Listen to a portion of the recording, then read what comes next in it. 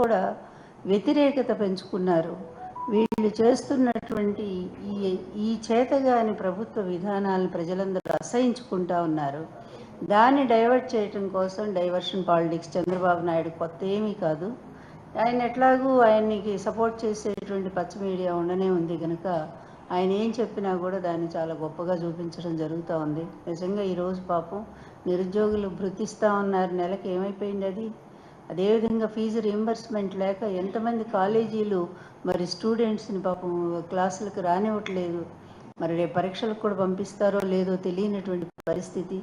విద్యా విధానాన్ని సర్వనాశనం చేసి ఈరోజు మరి జగన్మోహన్ రెడ్డి గారి హయాంలో మరి కాలేజీలు ఫీజు రీయింబర్స్మెంట్ విధానాన్ని ఎంత బాగా కొనసాగించారో ఏ ఒక్క విద్యార్థి కూడా వచ్చి కంప్లైంట్ చేసిన పరిస్థితి లేదు ఆ రోజు.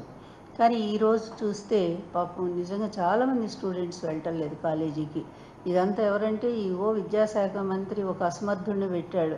కొడుకైతే చాలు, ఎక్కడున్నా ఇది అంటారే, పంక్తిలో చివరున్నా సరే మనవాడైతే చాలు అన్నట్టుగా అసమర్థుడైనటువంటి తన కొడుకు లోకేష్ని తీసుకొచ్చి విద్యాశాఖకే మినిస్టర్ని చేశాడు. ఈయన వచ్చిన దగ్గర నుంచి విద్యార్థుల కష్టాలు అంతా ఇంత కాదు.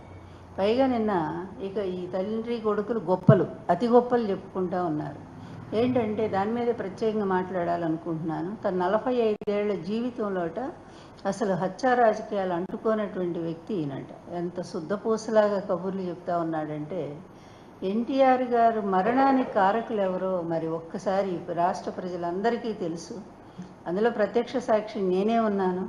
మరి ఆయన మరణం మొదలు పెట్టుకుంటే అంతకుముందు కూడా ఇతను ఎవ్వరూ కూడా ఎప్పుడైనా మన సినిమాల్లో కూడా విలన్లు ఉంటారు, పెద్ద విలన్లు అంటే పెద్దవాళ్ళు ఉంటారు, రాజకీయ నాయకులు కానీ లేకపోతే పెద్ద ధనవంతులు.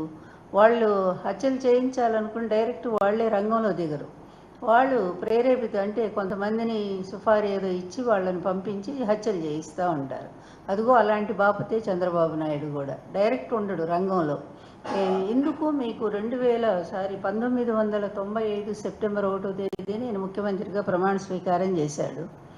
ఆ చేసిన తరువాత ఆయన ఉన్నటువంటి టైంలో ఆ 4 ఏళ్ల కాలంలో రాష్ట్రంలో ఎన్ని హత్యలు జరిగినాయో ఒక్కసారి లిస్టు బయటికి తీస్తే తెలుస్తుంది. ముఖ్యంగా రాయలసీమలో ఒక వర్గం వాళ్ళ మీద విపరీతమైనటువంటి హత్యా రాజకీయాలను ప్రేరేపించింది ఎవరు?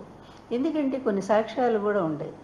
మరి తర్వాత వచ్చినటువంటి ప్రభుత్వం వాళ్ళని అరెస్ట్ చేసి జైల్లో పెడితే తర్వాత ఈయన మళ్ళీ రాగానే వాళ్ళందరి మీద కేసులు ఎత్తేయించి వాళ్ళందరినీ కూడా నిర్దోషులుగా విడుదల చేయించిన సంఘటనే ఈయన హత్యా రాజకీయాల్ని ఎంతగా ప్రోత్సహిస్తారంటానికి చాలా సాక్ష్యాలు ఉన్నాయి.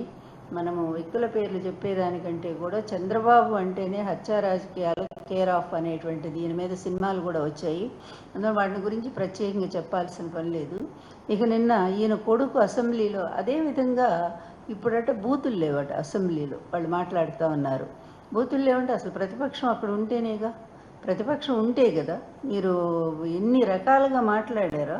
నిజంగా చెప్పాలంటే ఈయన ఇవో ఎన్ని ఉన్నాయో చూడండి. ఈయన మాట్లాడిన బూతులు, ఈయన కొడుకు ఇద్దరు కూడా ఆ భాష నేను మాట్లాడలేను, పవన్ కళ్యాణ్. ఎందుకంటే నా భాష ఎప్పుడు కూడా ఖచ్చితంగా ఉంటుంది.